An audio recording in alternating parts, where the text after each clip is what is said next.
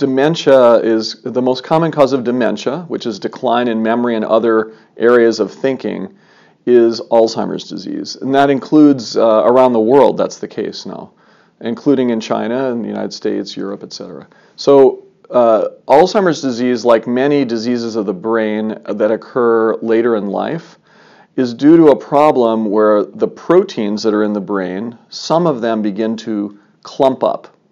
And when that happens, the brain can't get rid of them, and they lead to damage. So what I'm studying is what controls the normal metabolism of the proteins in the brain that then leads them to accumulate. I think because if we understand that, then we understand why these diseases start in the first place, and also it allows us ways to determine methods to get rid of these proteins that could hopefully be treatments. The two main proteins that accumulate in Alzheimer's disease, one is called amyloid, the other is called tau.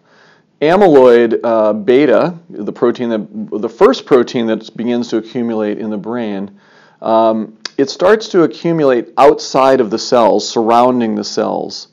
And so it's been easier to develop ways to get rid of that once it forms. And probably the most studied way to do it is to produce antibodies that our body makes that target amyloid. And in many groups now have shown if you make an antibody in a certain way, the antibody will bind to the amyloid, and then the cells in the brain called microglial cells will then eat the amyloid up and clear it.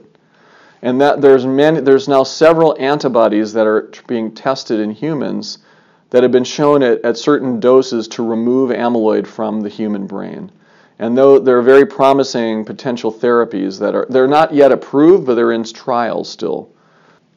The issue with amyloid is that it starts accumulating in the brain many years before people become demented.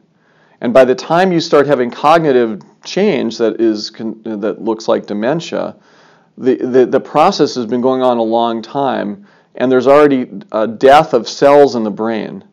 So one of the challenges in the field is that even if we develop good, effective antibodies that remove amyloid from the brain, it's unlikely they're going to have, they may have an effect at slowing the disease a little bit, but by the time they're being given so far, it's very late in the disease. So a lot of people, including myself, believe that if we're going to target amyloid to be the most effective with the most effective agent, we need to begin doing that before people become symptomatic.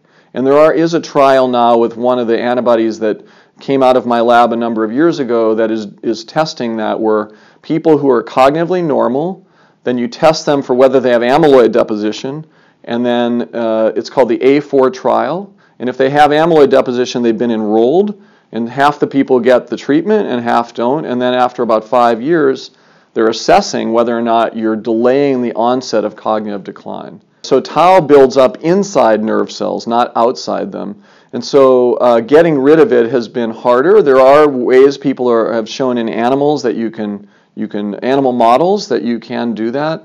One of the ways that so the thing about tau is its accumulation strongly correlates with the damage in the brain. So it is a good target if we could get rid of it or prevent it from building up. The things that are being tested now are also antibodies, but most people don't think antibodies get into cells very well. So the reason we think that it still has promise is that tau, once it aggregates or builds up in a cell, some of it seems to get out of the cell and move to other cells near it. And if during that process called spreading, that's where the molecule might be targetable with an antibody. And if that's true, the antibody could prevent or decrease the spreading of the abnormal tau through the brain. And so animal models suggest that can have an effect.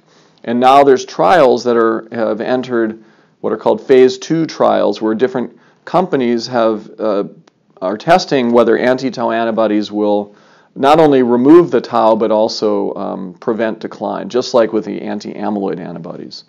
I think they're promising in that if you're really targeting tau, you would really potentially have a chance to treat people who already have some decline, because the tau is really important in exacerbating the decline.